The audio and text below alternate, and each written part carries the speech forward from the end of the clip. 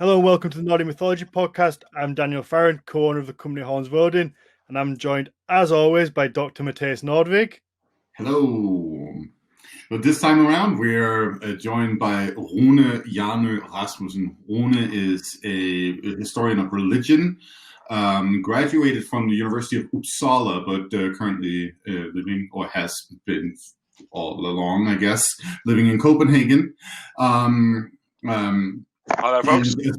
And aside from being a historian of religion, Rune, you have also created the Nordic Runic Calendar, and you're also the man behind the website and YouTube channel called Nordic Animism.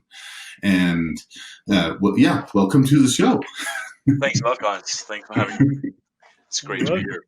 I mean, I have to say, start off, you are the trendiest person we've had on the podcast so far. You've got a lovely little scarf on there, and it's I think you're putting us all to shame. Actually, it's because it's cold. Well, is that better? Oh, you got that. He's got an axe. Perfect. How are you? How's life in Copenhagen? Copenhagen is just fine. It's we have a bit of COVID lockdown, and but nothing compared to the collapse of lips that we hear about over in Mathias' part of the world. so it's pretty chilled here, I think. So it's okay compared to elsewhere. Yeah. Well, I think most of the world probably thinks that at the minute, looking over to where Mathias is. You know, it's pretty shitty over here, but I'm glad I'm not over there. Yeah, I was standing with a couple of friends the other day, and someone saying, "So, how's it going?" And the guy was saying, man, it's a little bit uphill right now. Let's talk about something else." Then somebody else was saying, "So, how's it going in the U.S.?" And then everybody laughed. Everything's going to shit. So Mathias, how are things over there? Because I know we had to actually postpone this episode because you had a little bit of fear of the biggest fire in Colorado history. Yeah, so we had to postpone because I had to pack all my shit, basically. Like all the important stuff I have in the house, I had to pack down. Not because of the biggest one.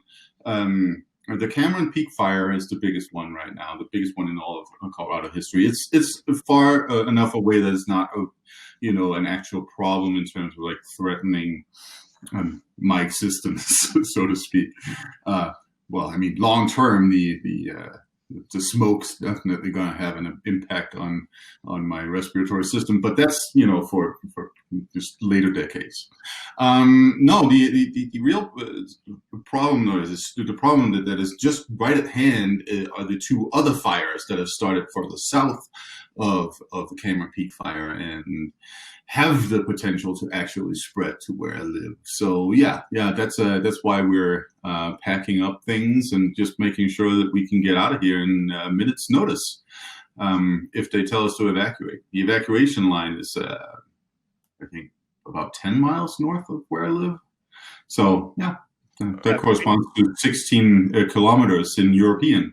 This kind of takes us to what you told us just before we started the podcast about what you heard. Oh yeah. I heard people being like, "Oh, but these guys, I start them when I'm doing my dishes, and then I work, and then I come back, and like 10 minutes later, they're still talking about how COVID is going in York and wherever they're living, stuff like that." So you got a bit of criticism for chit-chatting too much. So speaking of chit-chatting, by the way, let me just go off on a tangent here. Now that I can, just to piss people off even more. So the good thing about this whole thing with the fires, right, is that we've completely forgotten about COVID. I mean, that's still a raging pandemic, but now that there's literally a fire on our ass, we're all like,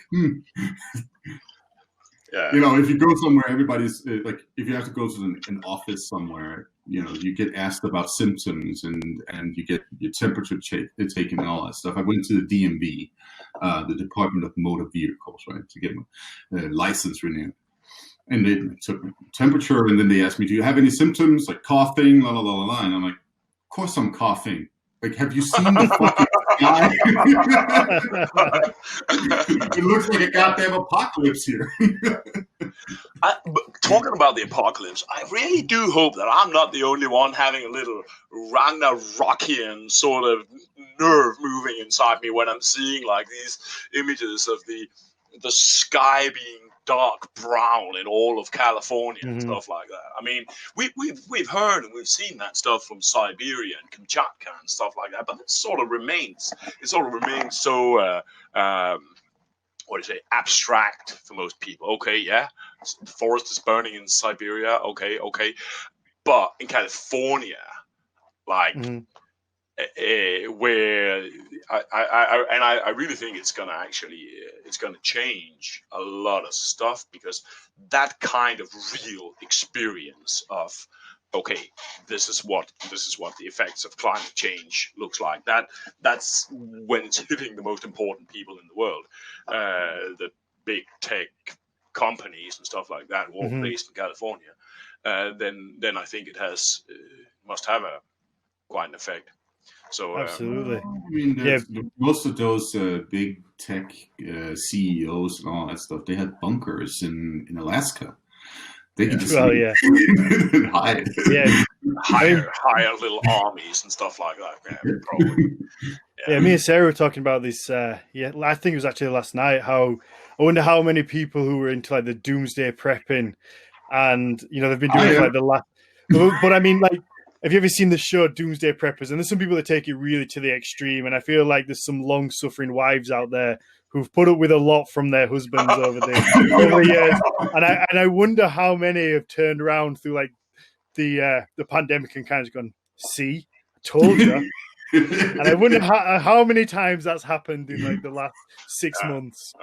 There's probably a couple. Now, by the way, since we have another Dane on the podcast here, let me just like throw in the Danish preppers here. I don't know, Rune, if you read this on or saw anything about this on the Danish TV channels, but I was lucky. Danish TV channels.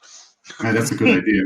But, sometimes I get homesick, so I still go through the Danish public broadcasts and all that stuff. And there was an article on a prepper in some shit kicker town in Jutland, who had like a little, typical Danish cupboard in the kitchen full of like canned meat.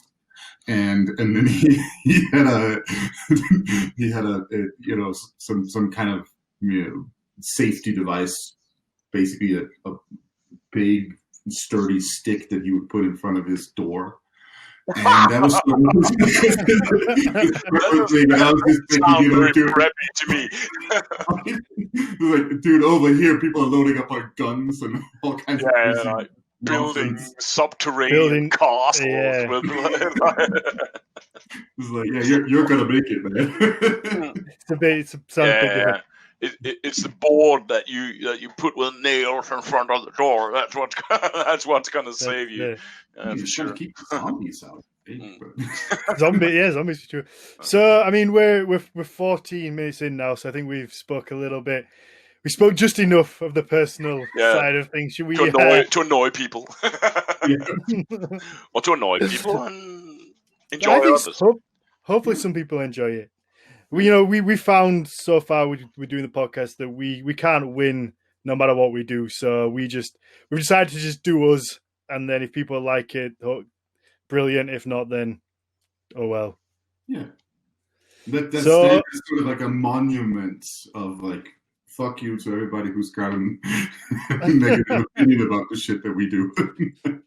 Yeah, like I say, I mean, it's fair to remember, like you say, we do it. We do it for free. We put a lot of, we commit a lot of time to this every week, and at least 3 hours a week to it. We do it for fun. We enjoy it. Yeah, so it is what it is. Hopefully people enjoy what we do. So let's jump into the bulk of the episode. So I want to start with animism, because personally, I want to know what animism is, other than extremely hard to say. So yeah, start out with kind of like what it is.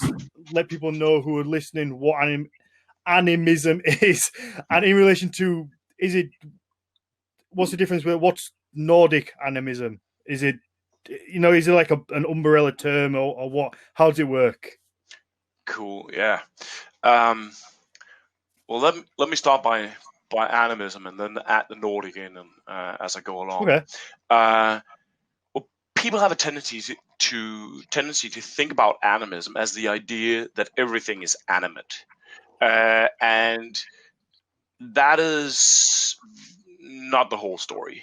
When you there are, of course, there are actually philosophical positions today called panpsychism and these kind of things that I think Nina Gupta that you had on the podcast here is studying some of that stuff.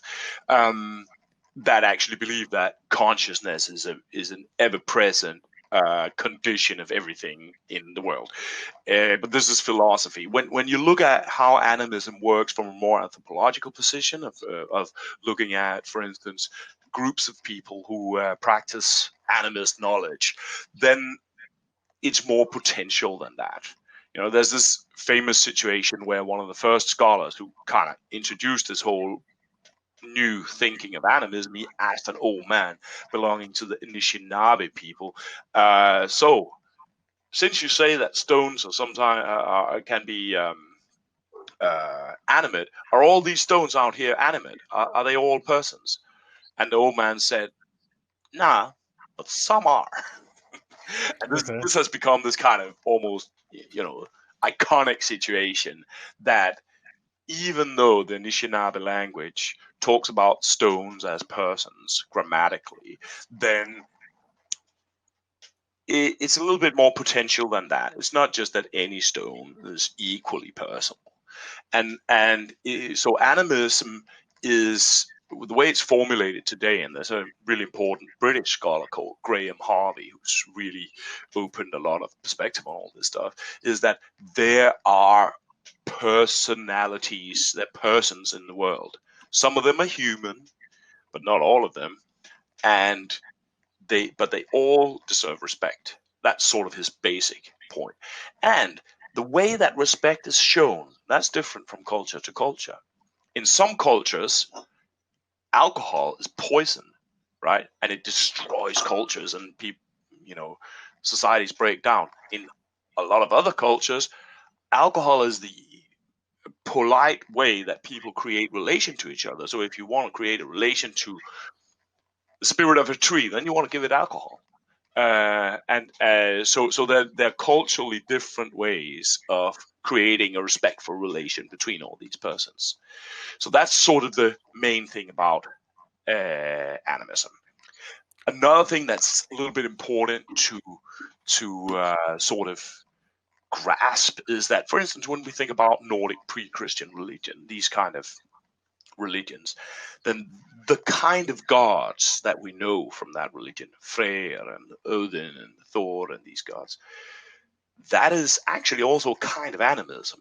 You find similar kinds of animism among Hawaiians, among Chinese, among Aztecs, among West Africans, where they are what you call these very composite gods that are very complex.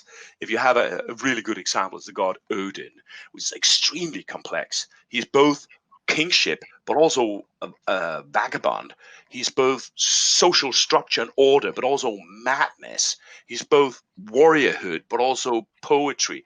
Well, I mean, those two things might not have been so opposed in the Viking Age as they are today. Today, most soldiers who go to Afghanistan or Iraq probably aren't poets, but that was a little bit different in those days. But this is just to say it's a very composite deity, and you find the same among many different cultures. And this is also a kind of animism. It's a way of giving personhood to parts of our reality, right? So, yeah. So when $1 million question here, though. Sorry, because you're using the term animism. Graham Harvey, as a scholar of religion, has sort of like revived that. But there's been a long period of time, I would say, in the study of anthropology and the history of religion, where animism was frowned upon. And can you just give us a little bit of context to that? Because there might be some people listening who are thinking, in those terms. Yeah. Like, why are they using that term now?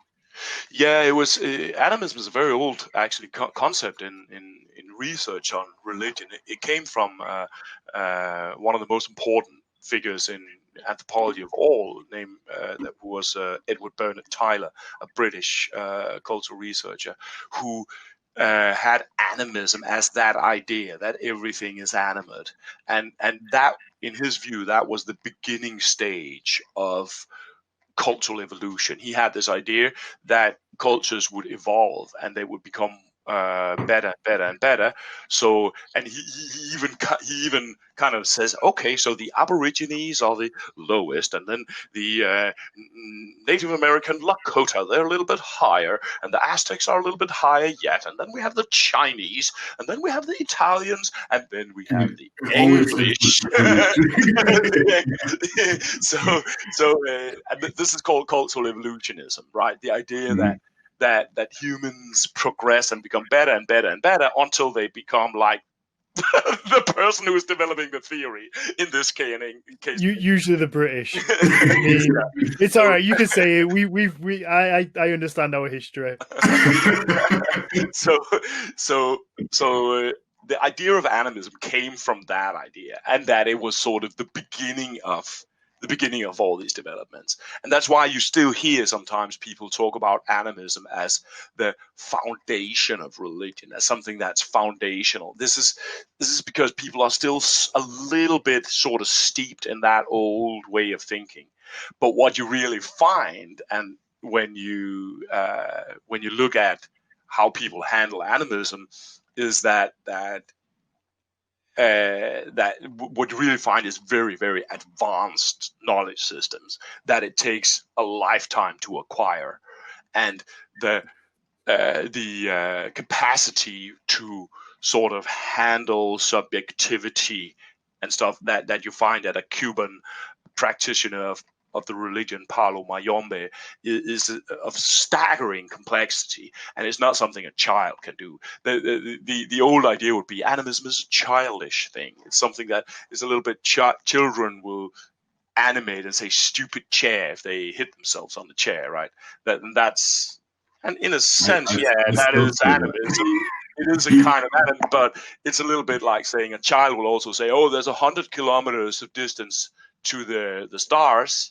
As a childish way of saying as a far, but that's very far stretch between that statement and an actual astronomer actually describing distances in space, right?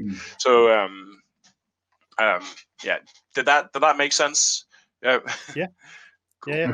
I mean, I have a couple of questions I want to ask that may be completely idiotic, but that's usually my job here. So the first one, I mean, you mentioned them kind of things described as persons.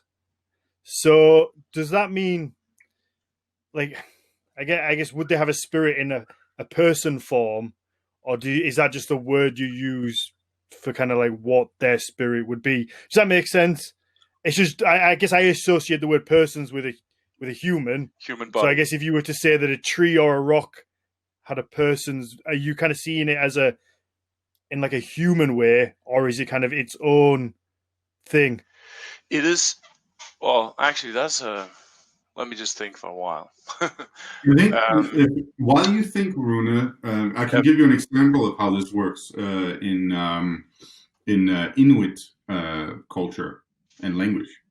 So Inuit, the peoples who inhabit the North American Arctic, Greenland, for instance, they're specifically known as the Galactic. In at least the Western Greenlandic dialect, the word so the same root for the word for human and for spirit That's the same. So a person is Inuk, and people are Inuit, and a spirit that a whale can have or human can have is an Inua. So in that sense, there's no distinction, right, between the words that they use for humans and the words they use for the spirits that animals also have. And that's an example. I guess with obviously with like a whale, it's quite clearly like a living creature, but I guess in like Rune was saying about with a rock, that's kind of I guess I understand kind of like a whale spirit and a human spirit. Then when it comes to like what most people would call an inanimate object, kind of is it? I was just wondering whether it was more like as seen as like a person spirit, or whether it was like a rock spirit. And that I don't know if that might sound weird to some people, and I actually do think that things have spirit. Different things have spirits, but it was just kind of I found the use of the word persons quite. That's what I was just wondering about as to whether it was like human form or it was something else. Yeah, I could also have said like subjects or something like that, and like for instance the Inuit word Inua that Mathias just mentioned is a word that could probably be almost translated with subjectivity or something like that. And but there is a human or humanizing thing about this. Like if you go to indigenous peoples in the Amazon, you say, okay, so they talk about the howler monkeys or the jaguars. So they will talk about the howler monkeys or jaguars as humans. They live in villages. They have shamans. They perhaps grow yam and go hunting like humans. They do all the things that humans do.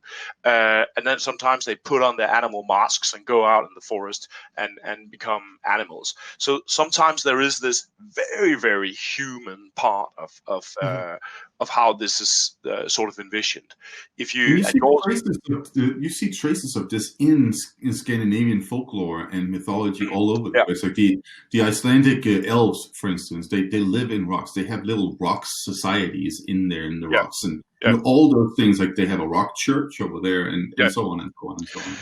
And you find the idea in other parts of Scandinavia, in Denmark totally, but probably also in other places, that ravens and crows, they have these communities. They have parliaments. So they meet and they have parliaments. So if you have a lot of ravens or crows together, then they have a raven thing, a raven parliament, where they're deciding and they're running legal processes and they're behaving like humans.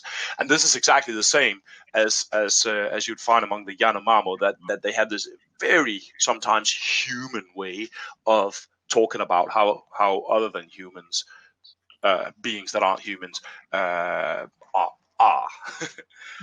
So your question is good. There is a very human thing about it somehow.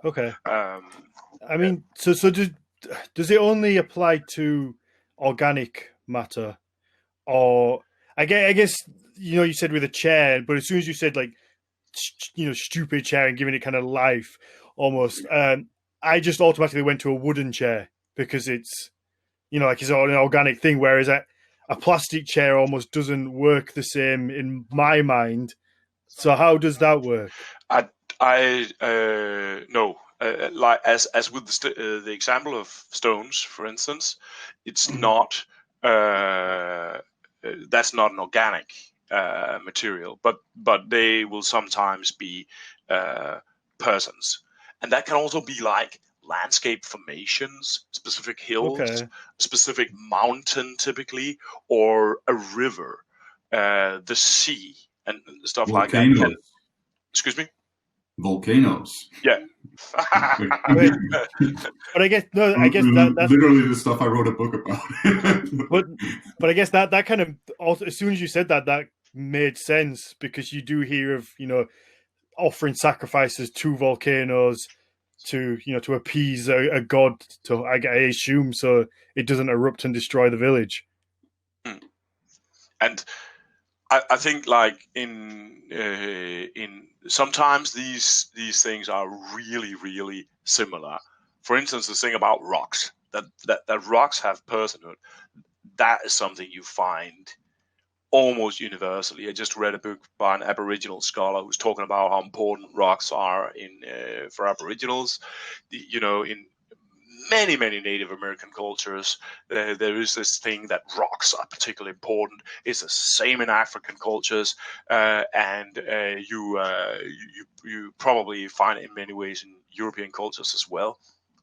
Trees, the North European animism or Nordic animism, trees have a really important role, and this just seems to be like a really, really central and important symbol that's like reflected in a lot of different aspects of myth, culture, ritual practices that sort of run through the ages. People would carry branches and bring them into communities and put them in different places and have sacred trees in villages and stuff like that. Across the Siberian expanse too. I mean, it's the same, right? All these rituals surrounding about trees everywhere. Yeah. I mean that actually goes back to like my recent personal experience of going to Scotland and lifting the manhood stones up there, which have been around for these stones have been around for centuries, maybe 500-600 years. And the idea was that the people from the villages came, and when you got to between 16 and 21, you had to lift this stone onto a platform to reach manhood.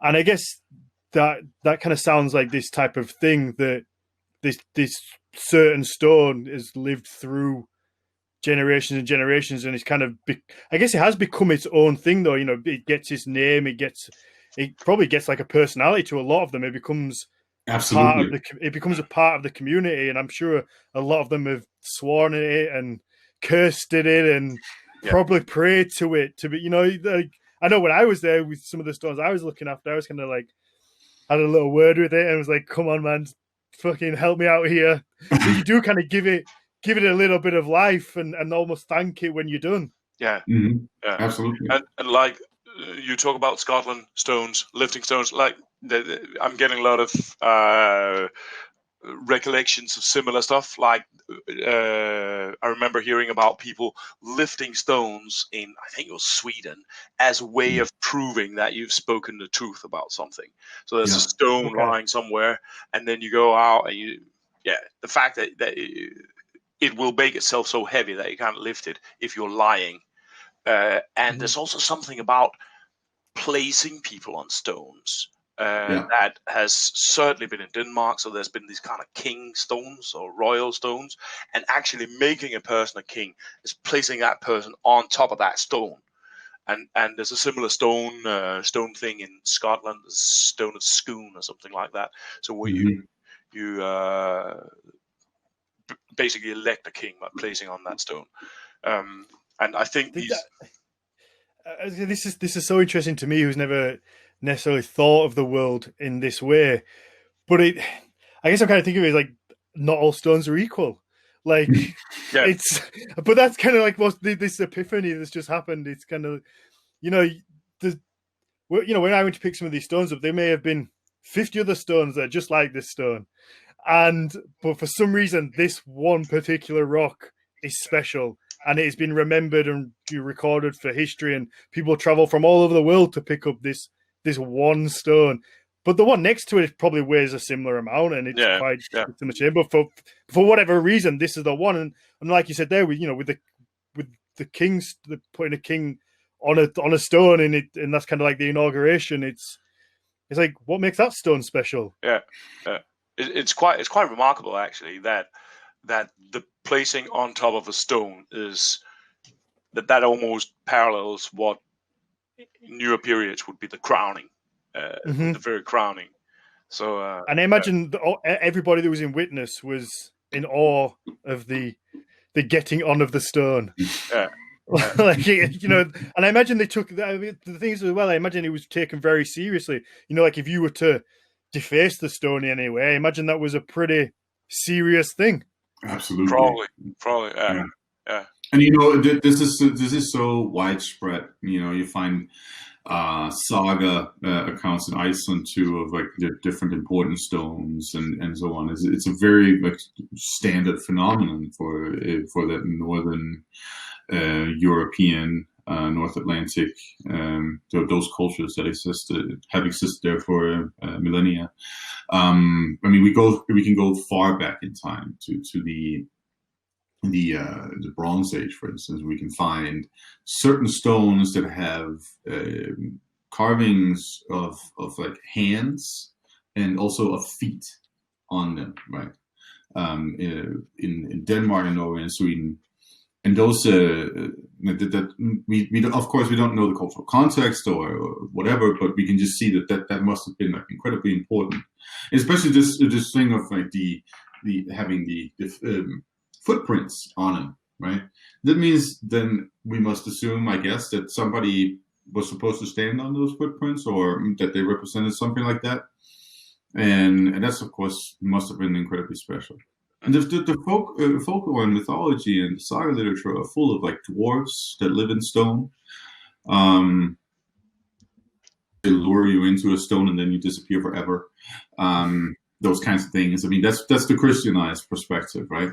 But the dwarf, right? That must be that spirit of that rock that you then interact with, right? That's probably just what that is. Yeah. Right? Yeah, and there are also cases where these where, for instance, a particular stone then becomes the sacred stone of a particular farmstead. So there's this thing. I looked a little bit into these ways of these kind of farmstead spirits recently, and it was surprisingly amazing material. And what you sometimes find is these tales of a man who's on his way home, and then he find one of the, I don't know what we call it in English, subterraneans, the little people, something like that. He meets one of the little people who's sitting at a somewhere, and he's saying, "Hey, don't you want to come home and live with me?" And the spirit says, "Okay, yeah, I can do that." Then it comes home, and then that little spirit that he met somewhere in the wilderness actually becomes the main sort of spirit of that farmstead, and it grants a positive functionality to that farmstead. Then at some point the wife mistreats it or whatever happens, something else happens, and it leaves again. And then of course the luck and fortune of the place goes down again. And these kind of spirits can it to me seems like it's a quite fluid thing. Sometimes it's a spirit that lives in a tree. There's a story from Norway where a farm was going really well. There was a protective spirit that lives in a tree, but then the farm changed hands. And the new guy, he put a silver bullet in his gun and he went out and he shot the tree. So he basically killed the spirit, right? And then, of course, the story says that then the farm went down. So there's there has been these very, I think, dynamic ways of I think building relation to the land, or building relation to one's land, that ways that not necessarily followed or would have followed a very strict model, but would have been quite dynamic and sort of resting on kind of a way of knowing how to engage these sort of spirit and figure out, okay, so yeah, we don't really have a protective spirit here. Maybe we should go out and find one, you know. And you find like an amazing example that just comes into my mind I want to mention is the everybody knows the American myth of Robert Johnson, who went to the crossroads and made a pact with the devil in order to be able to play blues guitar. Right now, this probably found in many cultures, but in Norway particularly, they had these really complex system around this. You go into the wilderness, you perform specific rituals that give specific sort of sacrifices to call up typically a water spirit or any kind of spirit from the wilderness that will then come and then will tune your violin. So you have your Harding violin there, that's kind of Norwegian violin, and it will tune it, and then you have the capacity to play powerfully on it. even put people in trance with the playing and so on. And this is we sometimes get presented for these kind of things as it's sort of very well-rounded thing. Oh, that was the way it was, or there's this myth of Robert Johnson. But in reality, it was probably much more fluid and much more like kind of a knowledge that you can go out and then you can meet some weird creature in the forest that will do some voodoo on your violin, and then you can go back and play the shit out of it. Sounds good. I like it. I was just about to ask whether when you talk about like these spirits that kind of keep an eye over, whether that could or would relate to something like the devil as well, something a bit more well known and I guess and more closely linked to a specific religion. And that reminded me of a story from Iceland. I think there was a farm. I found that, and I'm probably going to butcher the story, but I think the owner of the farm sold his soul to the devil for prosperity, and for whatever reason didn't hold his end of the bargain up, and he was buried beneath a stone, like a vertical stone in the ground. And I think he said that he's trapped there until somebody carries another stone, which is next to it, around the vertical stone. I think it's 200 times. And I think that's kind of like the idea of him, almost what you said about the spirits, is selling his soul to the devil for good luck and for prosperity for the farm. But obviously, if you don't keep your end. Yeah. I personally think, but this is a little bit of a personal thing. I think the idea of selling your soul to the devil, I think I think it has a touch of being a very Christian and very judgmental perspective of what might really be acquiring a soul. Like if that violinist, he goes out to the crossroads or to the wilderness, and he interacts with a spirit that he can perhaps bring a little bit of that spirit or bring that spirit home, a little bit like the farmer who met a spirit, brought it home. Then that relation to that spirit is actually, in a sense, getting a soul.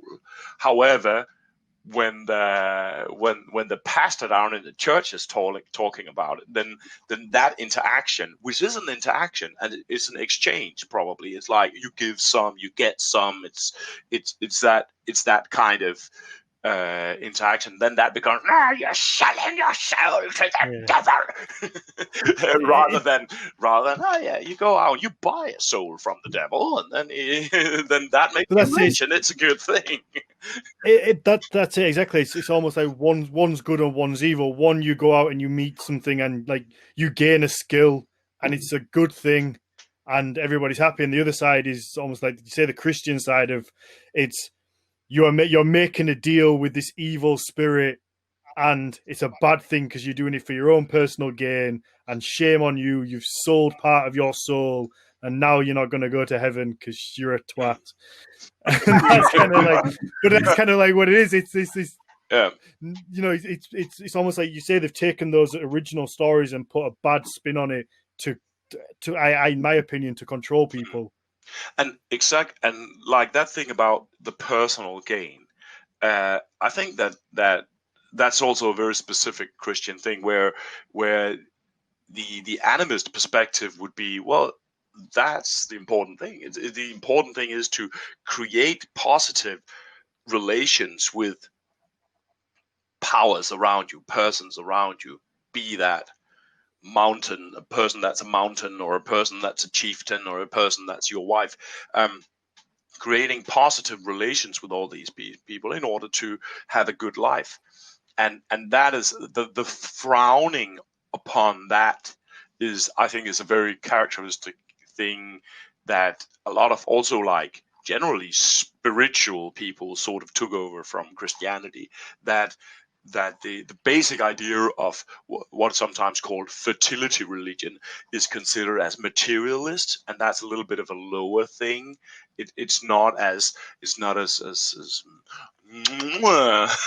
as being spiritual and indifferent about material realities. Well, I mean, the thing about that is also that, now that we're moving into sort of the realm of modern paganism and New Age stuff, right? I mean, the New Age spiritualities are based off of like 19th century ideas of spiritual hierarchies. Like go back to Madame Blavatsky, who's writing about this stuff back in the 1870s, right?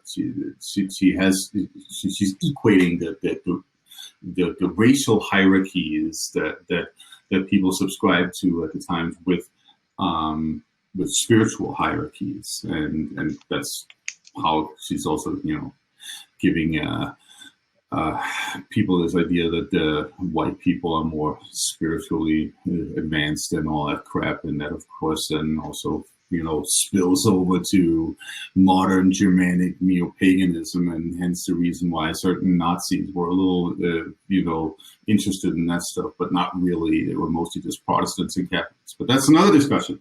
But ultimately, right, that's also part of all of this, right? So we still see that in contemporary New Age traditions, right, where we have a mix of multiple traditions.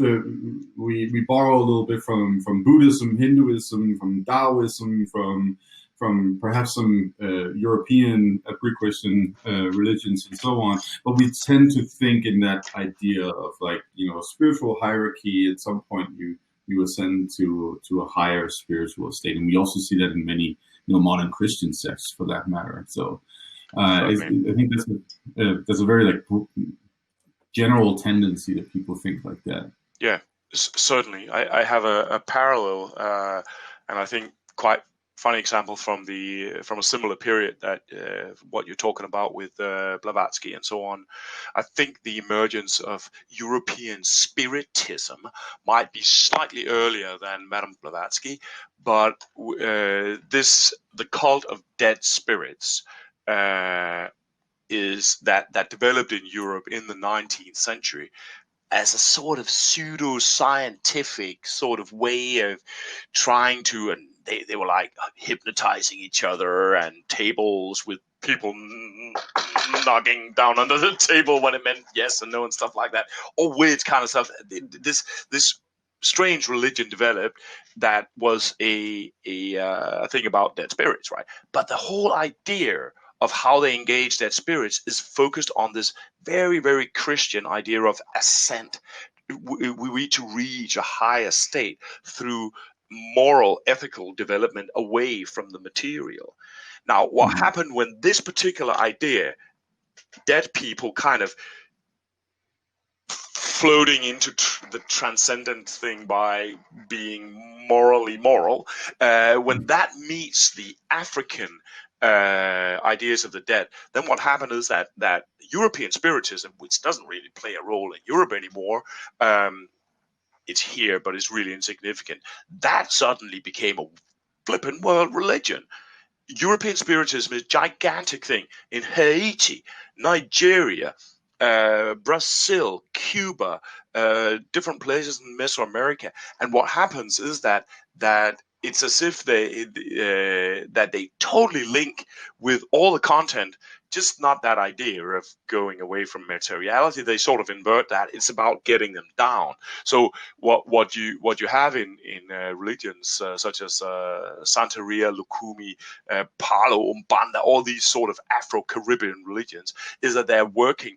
They've really taken in a lot of the stuff from European Spiritism, but it's all about these sort of funny, sexual, loudmouth spirits who come and, yeah, I'm Napoleon and Cleopatra, and they're smoking big cigars and they're drinking rum and they're having a good time and they're groping the girls and that's what it's that's what it's all about.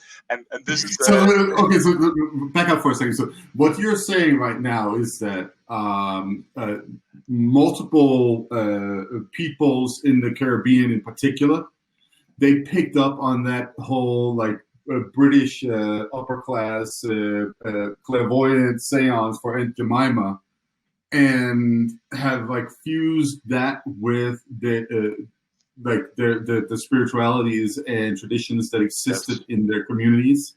Yeah, that's fucking awesome that they managed to make that interesting. Yeah, the idea. Yeah, it is, and like Spiritism in Brazil is a huge religion. The French tradition of Spiritism from Allan Kardec, which is a weirdo thing like you won't believe it, has gone to Brazil and become something that parallels a world religion while entering into this contact. And this is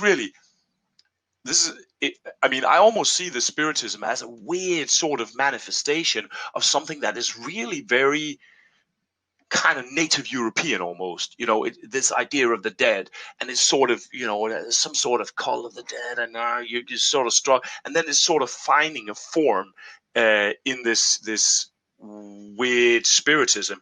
But when it then meets the West African ideas of the Egungun dead, or the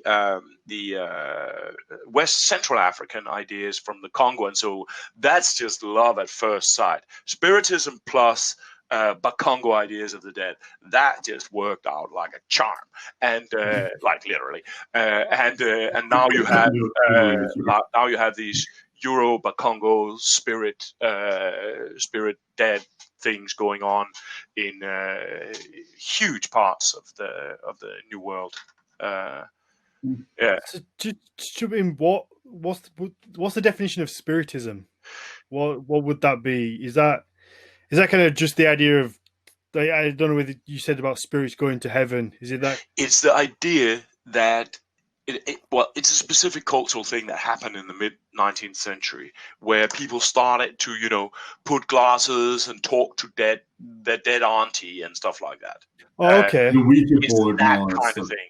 That kind of thing, right? Yeah. Okay. But I mean, that stuff really rests on an older European idea, really. That we can identify in Catholicism with the notion of certain spirits being more potent than other spirits. The spirits of saints being capable of approaching God. Right? God is sort of like a distant, high figure up there, and then we pray to Mother Mary would be one of the classical examples, at least post-plague, right? And then she will take our prayers on to God. Right? That's how that works, right? So what we have then in the 19th century is sort of more of a popularizing of that concept, where some of these ideas they are transposed to like the regular Joe Schmo ghost that's hanging around in the corner, right? Yeah.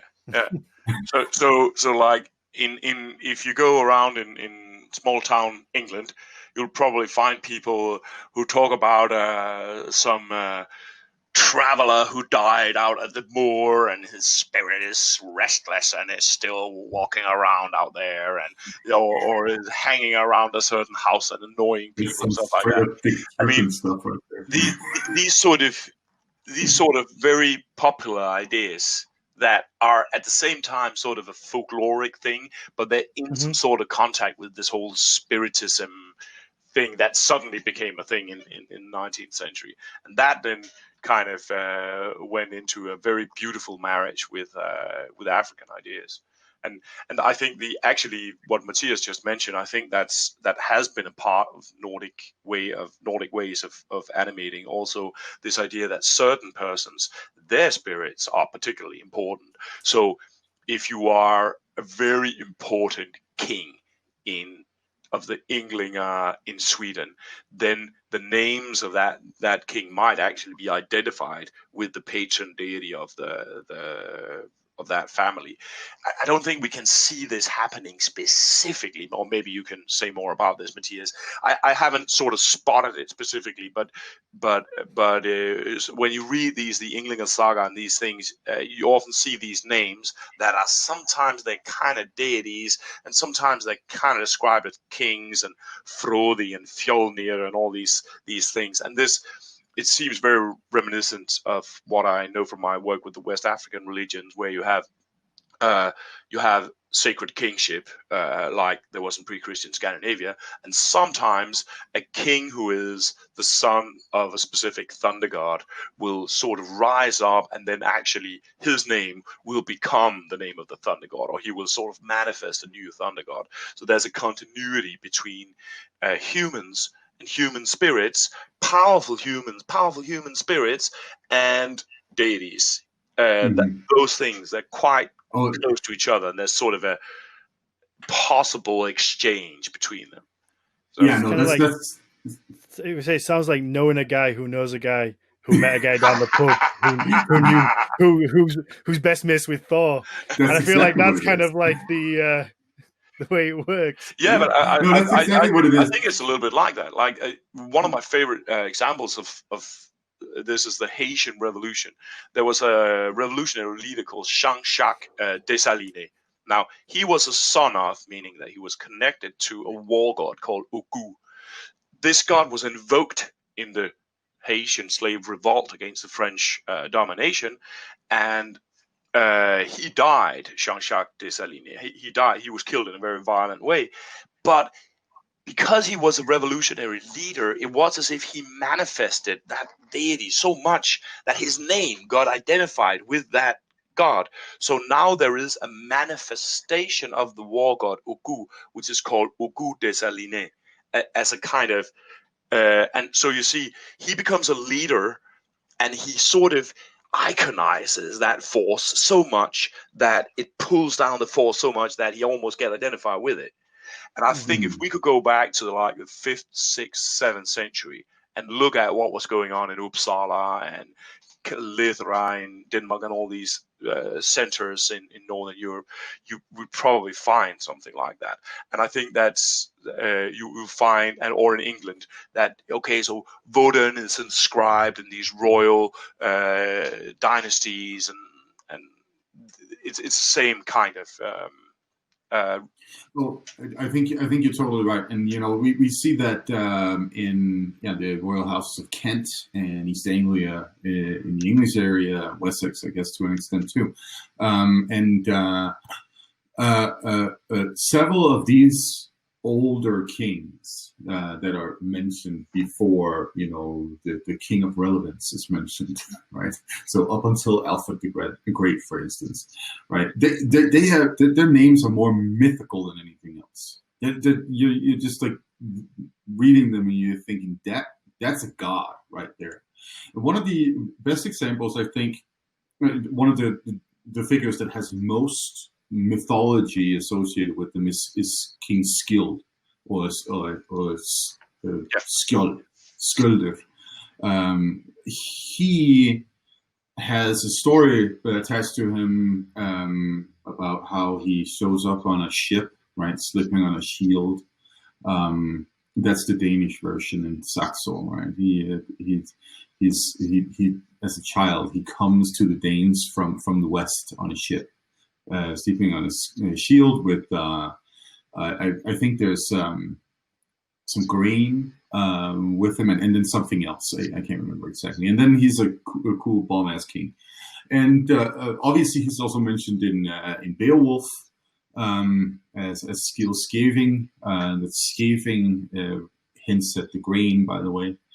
Son of Skif is what that's supposed to mean. So there's like some serious ideas of like fertility cult and a lot of other things associated with this mythical king, who is so incredibly difficult to identify as an actual human being in history.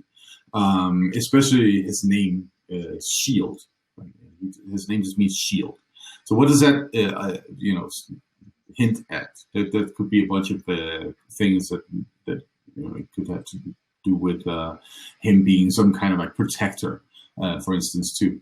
So there's a lot of stuff going on there, and he's a good example of this. And we see this in all these older royal lineages, whether it's the Ynglingar or the Haulegar, for that matter, the competing northern Norwegian royal dynasty or earl dynasty that people always forget about. So yeah, absolutely. Yeah, I would say just to jump in there, you just to let people know that you were referring to the Ynglinga saga when you were talking about the kings, the list of the kings' names. I just wanted to make that clear because I think we jumped onto something else and then came back to it. I don't know if Mathias, you just want to give a quick rundown on what the Ynglinga saga is in context to what you were just saying. I was just trying to clear that up because I know Rune mentioned it and then like we went off on one subject and then came back. Yeah, so Ynglinga saga is the beginning of the a compilation of the Norwegian kings' sagas, and it begins, by describing actually the Aesir, Odin and Njörður and Freya coming to Sweden and setting up shop there. And sort of like weaves in this weird narrative about how they're kind of progenitors of the Ynglingar, but then kind of not, especially not Odin, because we can't have that. At this point, it seems like the author who's writing here, who might be Snorri Sturluson, but we're not entirely sure. I don't actually think it is. This is still debated by scholars. Is definitely not particularly positively inclined towards Odin. But it is part of the tradition that Odin was probably the actual progenitor of this royal lineage. But it's sort of like being diverted to Freyr in this story. And then from him, that's where we get the actual historical or semi-historical royal lineage in what is called Ynglinga Tal, this poem by Þjóðólfur of Kreen, a Icelandic scout who created this poem in tribute to the Ynglings. And this starts with a mythical, semi-mythical figure named Fjölnir, and then goes on from there. The saga, of course, lists a little bit of information about each of all of these individuals, and there are, 37 or something like that, 45, I can't remember. There's a bunch of them, but they're all more or less like mythical figures rather than historical figures. It's only when we get very close to Halfdan the Black, and who's the father of Harold Finehair, that these the individuals in the lineage that I mentioned start looking more like actual historical figures. So yeah, that's a brief rundown of what that saga is about. Perfect. And just to throw in a shameless plug, we do have an episode just on the Ynglinga saga alone. It's on our Patreon. So if you are interested in learning a little bit more about the story, you can just go over to Patreon/Nordic Mythology Podcast and find it there. Nice. You've got to pay the bills. So, Rune, obviously, I feel like we know what animism is now. Yeah. How can we relate that to Nordic animism in particular? Yeah. Well, the idea of coining those that making that coinage Nordic animism partly comes from the kind of when I studied history of religions, I actually wanted to study Nordic religion, but I was sort of disillusioned by the fact that everything seemed so uncertain, and then I was like, okay, I ended up studying other stuff. I ended up studying Afro-Brazilian religion and Jewish mysticism and a number of other things, the part of the sort of the motivation for coining Nordic animism is as a way of saying, okay, let's try to flip the perspective on Nordic history of religions in a way where we can include more things. Normally, when people study Nordic religion, they say we're studying pre-Christian religion, And of course, when you study pre-Christian religion, you have to sort away Christianity. It's in the definition of it. You can discuss this definition, of course, and that means that you have a huge problem because all the stuff that tells about the pre-Christian religion were written down by Christians. So then you start discussing footnotes. Yeah, so Odin hanging on the tree, Jesus, and so on. Exactly.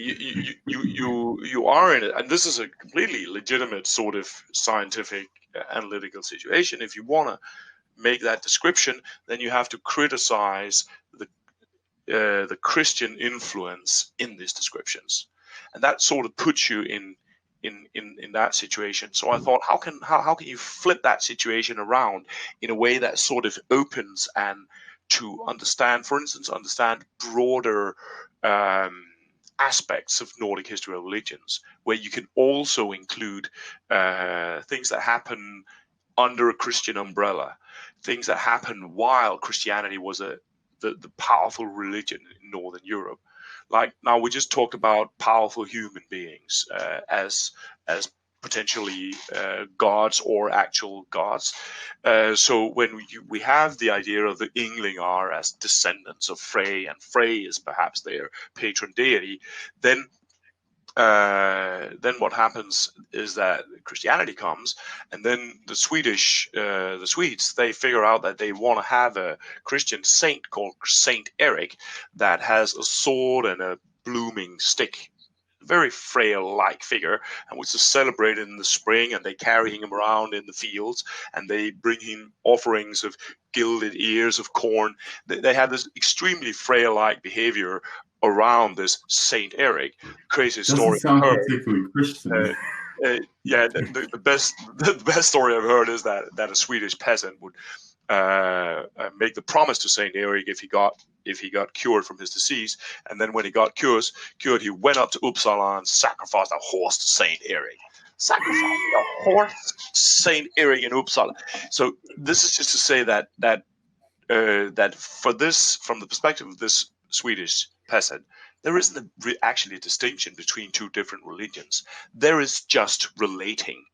And for him, Saint Eric is a contemporary, useful way of relating to stuff in a similar way as Frey used to be.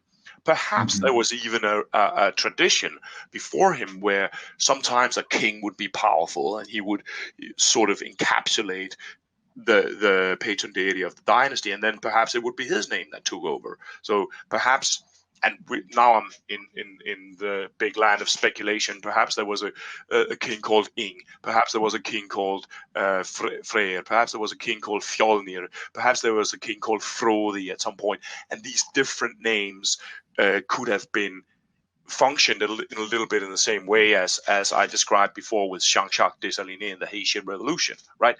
So when Saint Eric comes onto the field, then it's actually they pretty much go on doing what they've always done. They make a king the deity.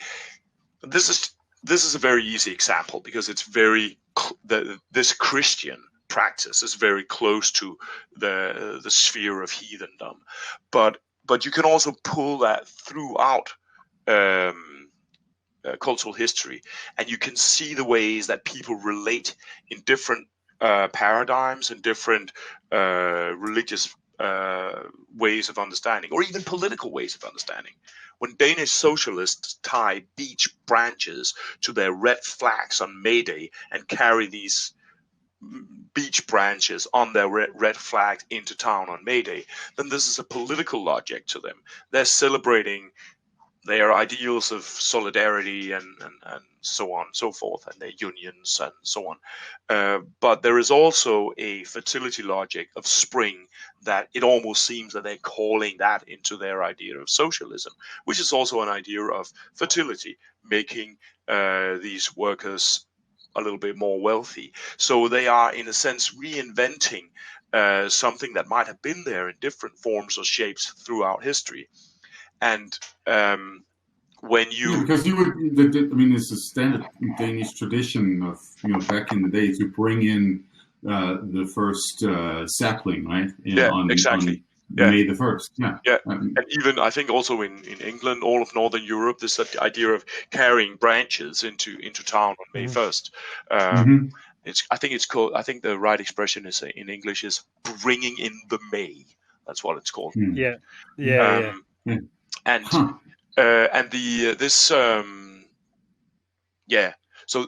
So when you shift the perspective, instead of saying, I want to understand this particular context, say the Viking Age or the pre-Christian period in one specific context, perhaps I want to understand Swedish Viking Age relating to Frey. Then you say, I want to understand relating, a certain kind of relating, perhaps a little bit throughout history. Then you're sort of throwing a hand grenade into the way that this perspective used to be delimited, right? If it used to be like this, then you're like, it's going to be like that. and that has been a little bit my intention. I wanted to sort of say, okay, I want to look at it in a very much broader sense, where I can take in a lot of the cool shit. Like the fact that there was a runic calendar with 2 lines of runes that represent the cycles of the sun and the moon throughout the year. I mean, that to me, that's just so spectacular. And when I've been looking at all this stuff, I was always thinking, man, the hippies of the world, they just need to know this, man. They need to know that, they walk around and thinking that in the old days, people didn't do anything else but brewing sacred beer and having ritual sex on Bronze Age rock carvings. And when I read it, I can see, that's true. They need to know it. That's actually how it was.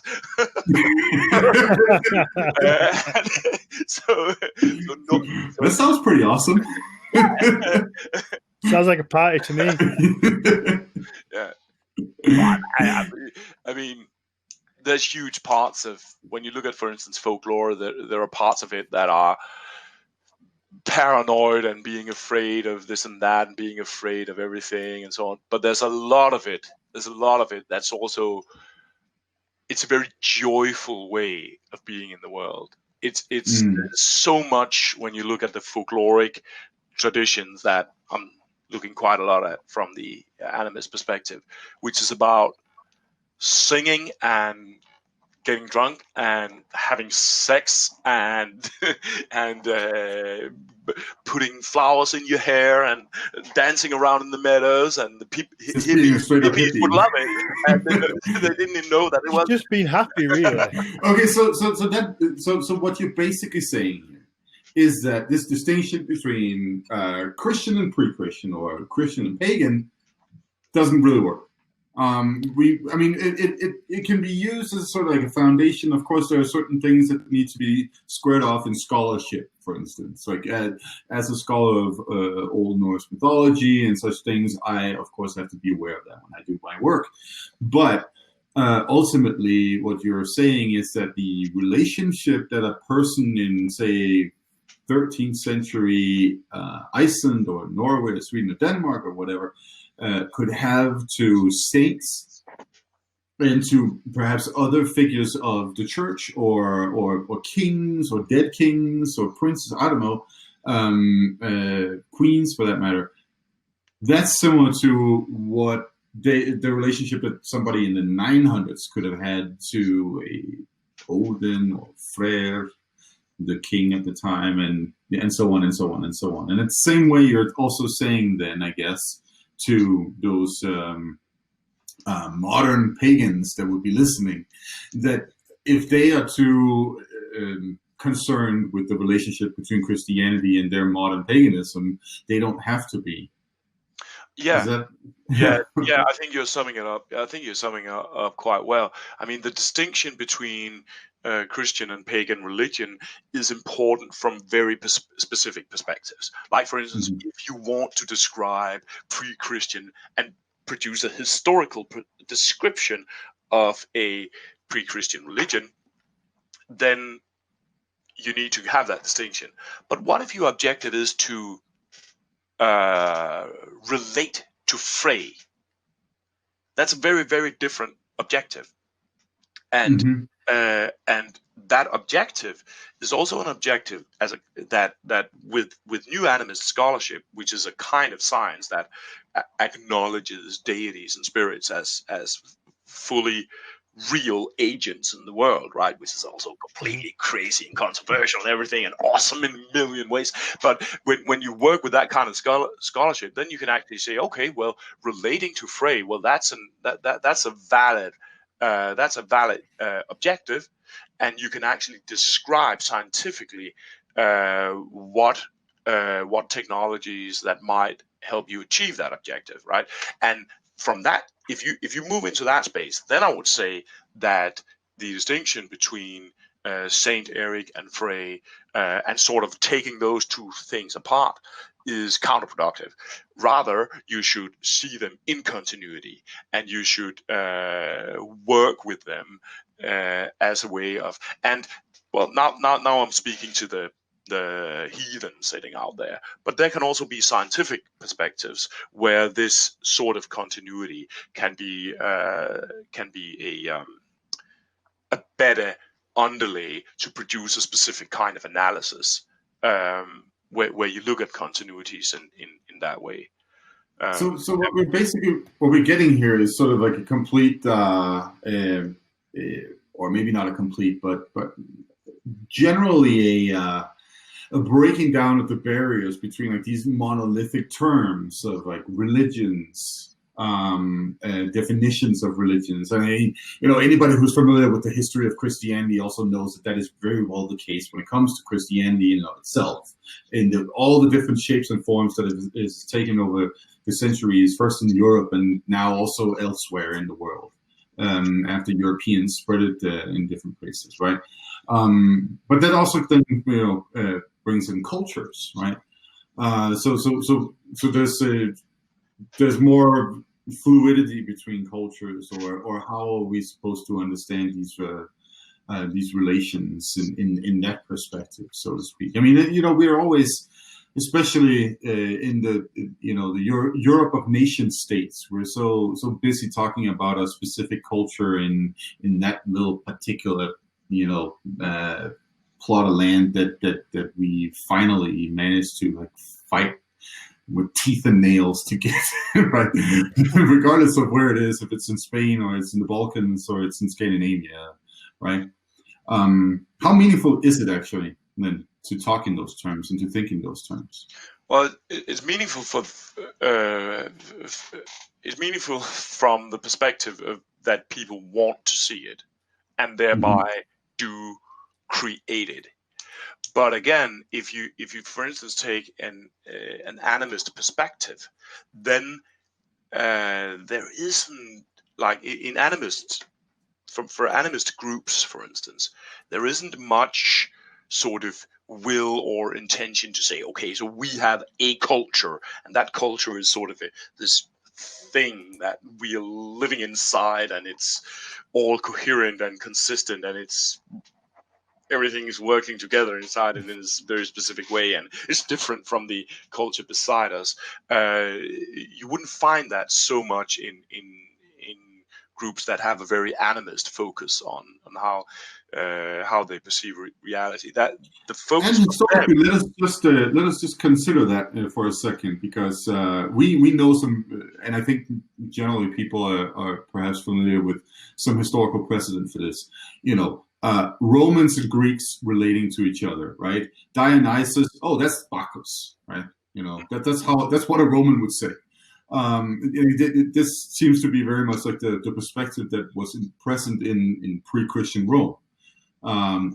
These gods over here that we encounter in say in Egypt or elsewhere, like some of them take on their own identity in Roman culture, like Isis, but others they're simply translated to the same god as that one that we have over there in the corner. Yes, totally. And what you'd probably like, what we call Nordic religion, would probably be kind of a region with different practices that would be sort of floating into each other, and maybe one deity would have a specific epicenter. So maybe the cult of Odin would start in the south and sort of move north, and these, they would sort of flow into each other. But when we sort of look at it through these very coherent descriptions, then it sort of seems like a system, which and that systemness is, I don't think that's very realistic. I think things would have floated a lot between cultures and been borrowed a lot. And in Nordic situation, I think the archetypical, you could almost say, example of this is the way that Nordic people relate to the Sami. So they actually have a whole concept that is fara finnfarar, or fara finnar spyrja spá, meaning that you do finfaring, you fare to the Finns, which Old Norse is a word for the Sami, as a way of acquiring religious knowledge. I.e., like if you equate that with how people think about religion, for instance, today, it's like saying you want to be a Christian priest. Well, then you need to go and learn a lot of Islam, and then you can come back and become a Christian priest. You go to the other to learn religious knowledge, and that reveals that it's basically that people think much more about it as systems of technologies, ways of relating to all these persons that are around us that can be more or less efficient. And if those people over there, they have efficient ways of doing it, well, then we got to go over and learn it. It's not difficult, not different than if they had better ways of growing fields or something like that. And so I think the whole I think an animist perspective very much changes this whole idea, both of religions as these. Here we have Christianity, here we have heathendom, but also of cultures. Like here we have Nordics, and here we have Celtics, and so on. It would have been much more. People would not have perceived it that. So of course they would have perceived each other as different. But one thing is perceiving each other as different. Humans do that because humans are different. But there's a difference between seeing difference and seeing a different whole culture, right? Right. Yeah. So Rune, how accepted would Christianity have been? And I ask that just because, you know, one of my dirty habits is that I like to look on the Facebook groups and delve in there. And it seems that the opinion kind of like modern people is that like the Christians went into Scandinavia and slaughtered everyone and made everybody follow their religion, and that it's almost like Christianity seems to be seen very negativity in any kind of like Viking group or anything like that. It's like Christianity is the bad thing and the pre-Christian is the better, and it was forced away, and you have to try and separate the two. Whereas, in my opinion, is that they're linked. You know, you can't discuss one without the other. They are one and the same almost. But how much is that true? That kind of opinion of that it was forced upon them, it wasn't accepted. It was a very negative thing. Well, let me first say, before Mathias take over, who probably knows a little bit more about this than me, or perhaps massively more about it. Well, first, when people create an identity, like say contemporary heathens creating identity, humans often tend to create a victim role for themselves as part of that identity. Nationalisms are a really good example. Nationalisms always have this story about how somebody else were evil to us. Usually the British. yeah. In the Scandinavian. I'm trying to think of anybody, somebody being. I'm trying to think of anybody being mean to us, and I'm like, no, I think it's pretty much us just being quite for everyone else. You guys are hating on the French once in a while, you know, like the Normans, the French who kicked our ass in the 1700s or something like that, right? Yeah, maybe. Yeah, I mean, for the Danes, we have kind of like politely forgotten about all the British assholery and are only focused on the German assholery. Yeah. And all the other Scandinavians are focused on the Danish assholery. So there you go. So I think there's a little bit of an aspect of that when contemporary heathens look at Christianity in this very dystopian way, and it becomes a little bit of like a stereotype thing that sort of kind of what hippies would say about how Native Americans probably experienced Christian mission or something like that, right? So that's one thing. The second thing is that I think Christianity has, and this is something about how Christianity is structured. There are aspects of Christianity that combines with political power in ways that made Christianity very, very functional for political power. As Christianity is an awesome political tool. Now, political power in the Iron Age and Middle Ages was flipping violent thing. So that means that in a sense, like, Christianity was useful. Like when Harold the Bluetooth, the king of Denmark, who converted to Christianity, when he converted to Christianity, and again, now you just correct me when I say something stupid now, Mathias. As I understand the story, that there was pressure from the south. Huge Christian empire, Christian families all over Europe entering into feudal connections with each other, forming alliances. This was a way of producing power in those days. So when Harold converted to Christianity, that was part of his empire producing endeavor. That was a politically clever thing to do. And in that sense, now, so this is something that Harold is interested in. This is about, feudal alliances and who marries who and who can marry who, because Christians only want to marry other Christians and so on.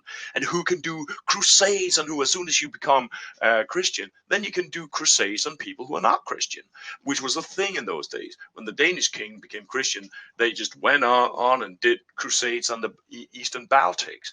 So this is an important point. So this starts with Charlemagne. When he invades Saxony in 771, he basically says, these people over here, they don't have Christianity. They need Christianity, right? Kind of like when Americans discover oil somewhere. It's like, they need democracy, right? So he invaded Saxony, and the point was to take over Saxony and expand his kingdom. And that was his go-to, also with Frisia up north, and with the other areas to the east, like Thuringia and so on in central Germany. Right, and the Danes. So there's probably a centralized power at that point in Denmark. They become incredibly worried. That's very obvious. This is where they start really building on the Danube Wall, which is like the tiny wall of Denmark, not the Great Wall of China. The tiny wall of Denmark. That is a wall that was built to keep out anybody from the south, basically in the 700s, and so this is a political point of contention up until Harold Bluetooth then submits. And there are different versions of how he submits and why. The favored Danish version, now that we are speaking a little bit about nationalism, is of course that he was persuaded. And everybody else's favorite version is how he got his ass kicked by Otto, Emperor Otto of Germany, right? So that's the situation, that there was some kind of a crucial moment where Harold Bluetooth realized, either by persuasion or force. I think force is probably the more likely scenario here, judging from the source material. And he was persuaded to convert to Christianity, and that would then bring you into that cultural and religious community of Europe. It would give you benefits. All of a sudden, you, as that Christian king of Denmark, can enlist all your Christian buddies from the south in alliances against these pesky Norwegians up there that you're trying to conquer all the time, right? Those kinds of things. Yeah, I feel like it's less what you actually believe in and more a game of power and what converting can do for you and the benefits that it has. I mean, like you say, Christianity was a big power machine. So having them on your side is only going to be beneficial, like you say, when it comes to fighting your enemies. Well, at least in this period of time, and at least for that class of people in Europe at the time. Of course, there's also genuine conversions, like people who actually believe. That's definitely also happening, right? But also that there are very different levels of religiosity between different people. What we're talking about now is the aspect that is really power, and an aspect that you could say really has violence to it somehow, because power at that point of history was rather violent. And I think that when you talk about this thing, so Christianity came and was violently suppressed other religions. I think there is that perspective to it, that Christianity did link with big power in the way that we talk about now.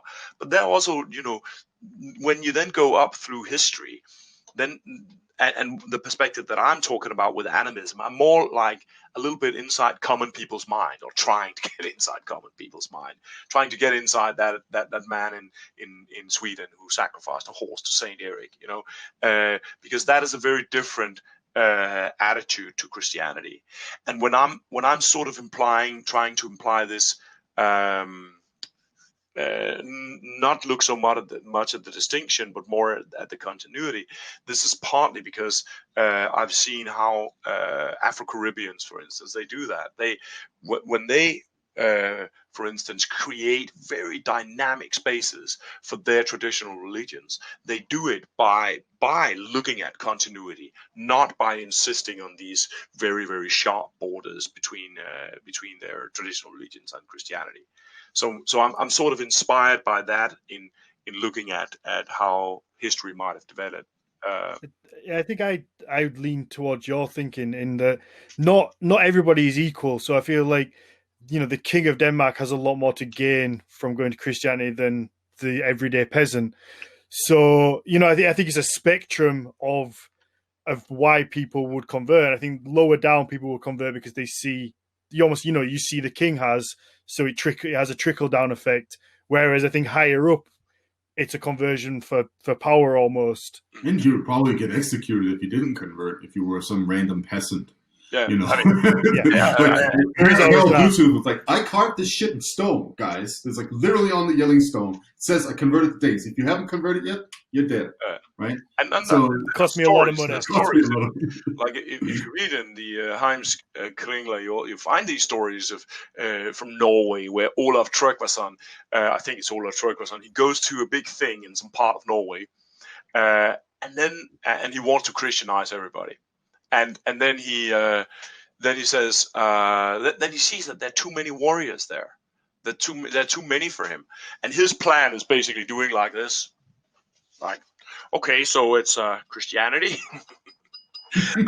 and then he then what he does is he takes his army and he sends it into that area to just burn and pillage down the whole area, which dissolves the army of the local people that are there, because they're running home, their villages are burning, right? And then he can take out his axe and go, okay, so don't you want to be Christians, all of you? And so there are these stories that you get from time to time, and also like when you, and I don't know what research say today exactly about how much this was the rule and how much people converted by themselves.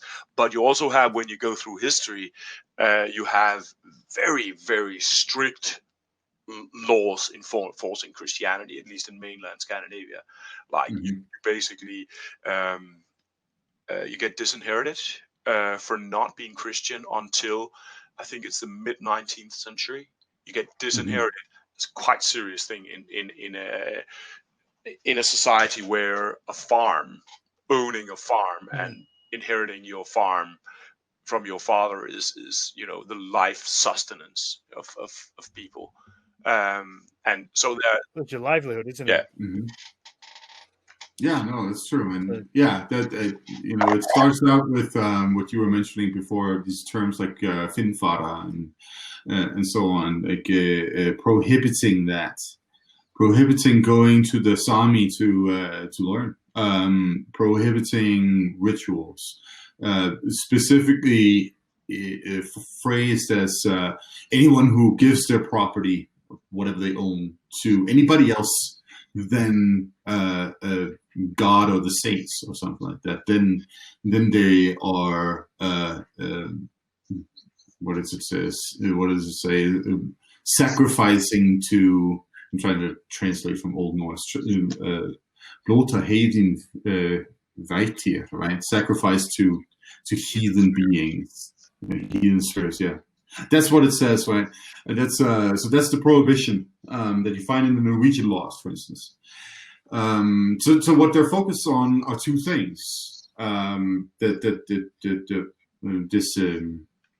the way of disseminating knowledge and interacting between people who are ritually initiated. That's one thing. That's the Finnfara thing.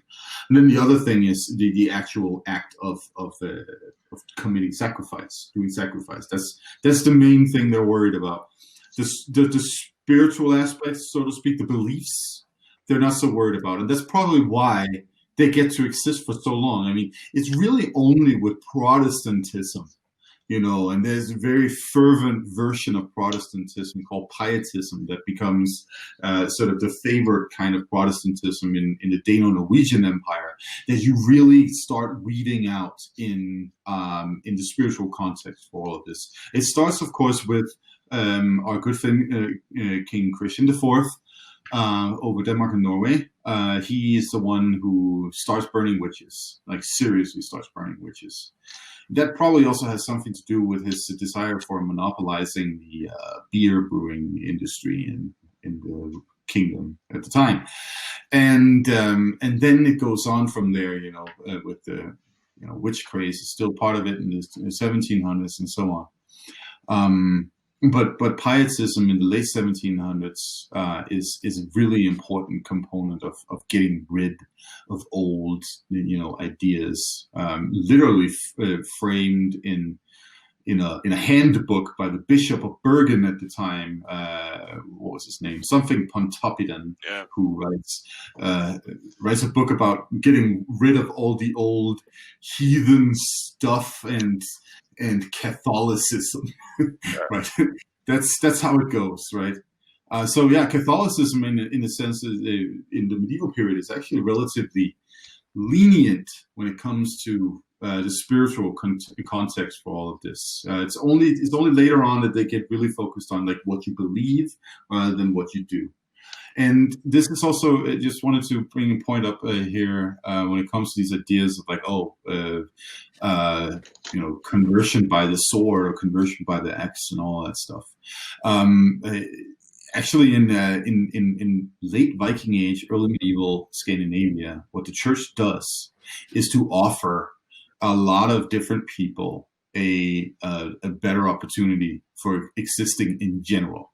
And this might not sound particularly attractive to modern people, but in a context where you are basically a non-human if you don't have a family, which would be the Viking Age, pre-Christian Viking Age, and also far into the medieval period, right? You're not even really considered a person if you don't have a family. And your ability to sustain yourself, if you don't have a farm and a family and all those things, is very, very difficult, at least. And so what the church does when it shows up with its institutions like monasteries, right, the Benedictine monks and the Cistercians, they offer people a way out, right? They offer you to become a monk or a nun. They offer you education and food in that context. They offer you shelter. There are other contexts as well where where the church actually helps out and fills a gap, fills a need in society. Hospitals or infirmaries or whatever you want to call them, right? That are connected to the church institutions. That's something that Christianity offers that was not offered before. So actually, in many ways, it could be that people generally converted out of free will, and because they thought to themselves, "Hey, these guys at least have a little bit of help to offer." And, That's a possibility. And an infrastructure of knowledge. Infrastructure of knowledge. Yeah. Not that pre-Christians had their own very, very intense knowledge systems and associative systems in the whole skaldic learning and so on. It actually seems to be a culture that was very, very strong, focused on specific kinds of knowledge. But with Christianity, that whole thing that, okay, now you're part of a European infrastructure where there is learning. You learn Latin, and then you can read a whole literature, and you can, travel to other places and get learning. And they're not gonna like look at you like this because you haven't been baptized or something like that. They're gonna take you in, and I mean, I think that must have probably also been really important for people. I mean, think about it in modern terms. What has been like the awesome shit for Western Europeans over the last 70 years? That's been American capitalism.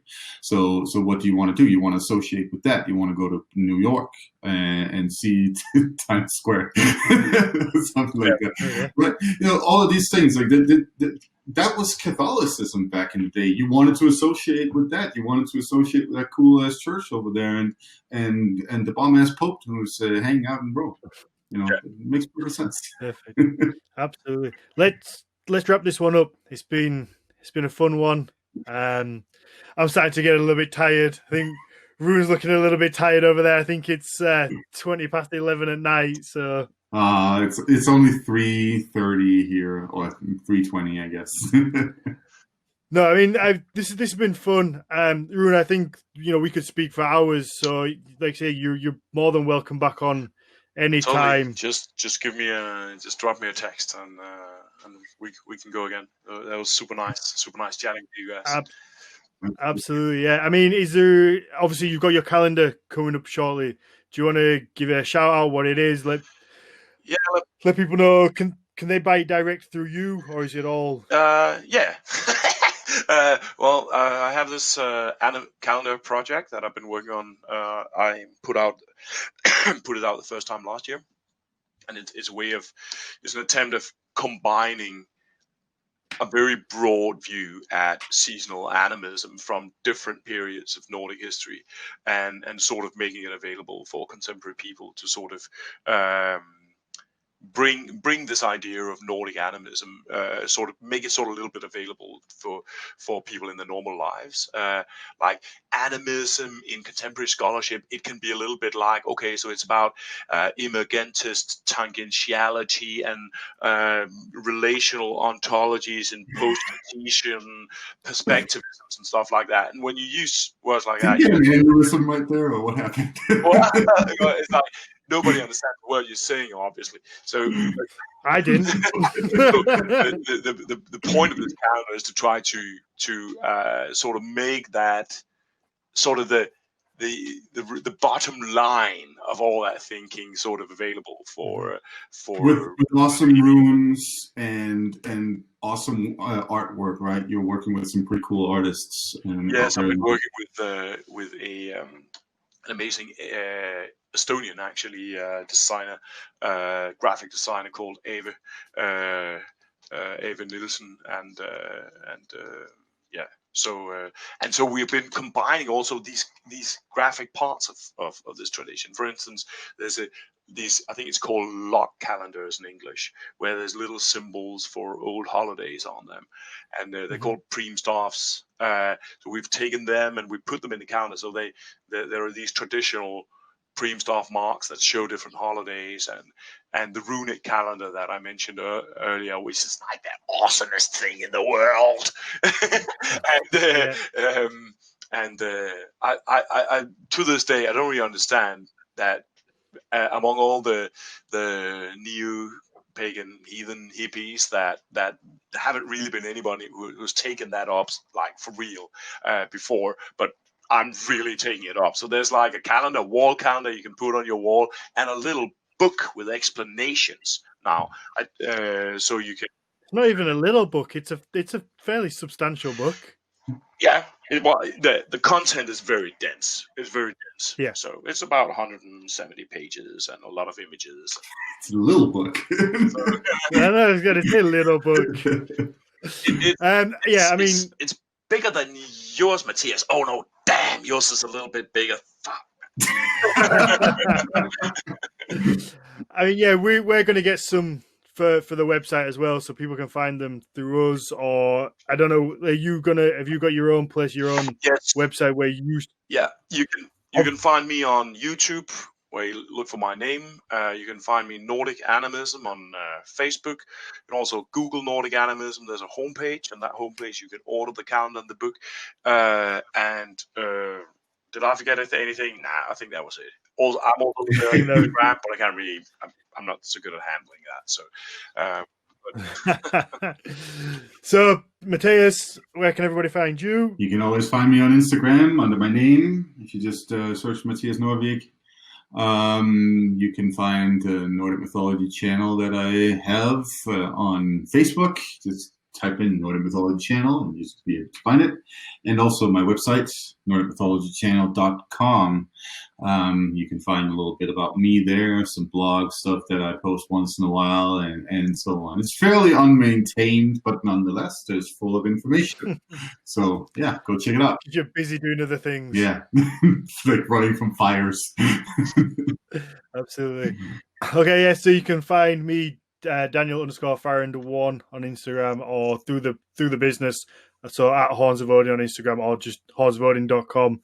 A couple of box ticking exercises. Obviously, if you enjoy the episode, please take a minute just to leave us a review after it finishes. Wherever you listen to it, I'm sure they'll have an option to leave a review or a rating. Leaving a positive one really does help us out and lets other people find the podcast. And then obviously we have our Patreon where you can get a bunch of cool, awesome extra bonus content. You know, we have live Q&As on there. We have extra story bonus episodes like the Inglinger Saga. There's video episodes where you can see our pretty faces, and the extremely trendy Rune will be on there. With his axe. With his axe, yes. That makes an appearance.